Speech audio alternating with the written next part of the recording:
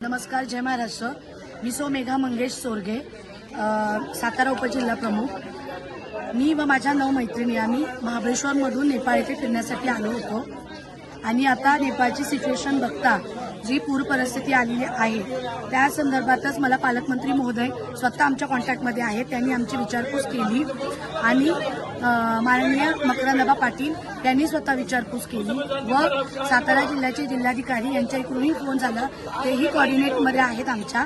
आम्ही इथे खूप सुखरूप आहोत। आम्ही पोखरा शहरामध्ये आहोत आणि सुखरूप आहोत। आणि इथून जे आम्ही जिथे स्टे आहे आमचा तिथून जे लोकेशन आहे पूर परिस्थितीचं ते 250 ते 300 किलोमीटर अंतरावरती आहे।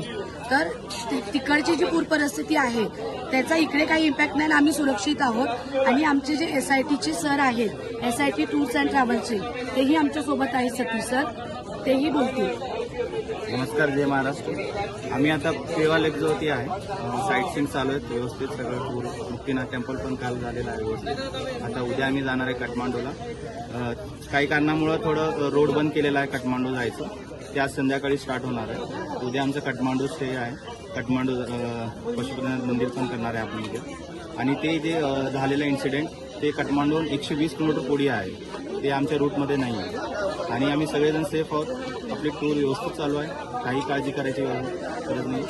धन्यवाद। आणि तुम्हाला अजूनही सांगू इच्छिते, मी सगळ्याच महाराष्ट्राचे आणि सातारा जिल्ह्याचे आभार आणि धन्यवाद व्यक्त करते की तुम्ही सगळेजण काळजीपोटी आमची काळजी करून आम्हाला फोन वगैरे करताय। तर भिण्यासारखी काही गोष्ट नाहीये, आम्ही सगळे सुरक्षित आहोत। आणि पालकमंत्री महोदय असतील, माननीय मकरंदबा पाटील असतील, आपले जिल्हाधिकारी असतील, सगळे आमच्या कॉन्टॅक्टमध्ये आहेत आणि आम्ही सगळे सुरक्षित आहोत, मी आणि माझ्या मैत्रिणी। धन्यवाद।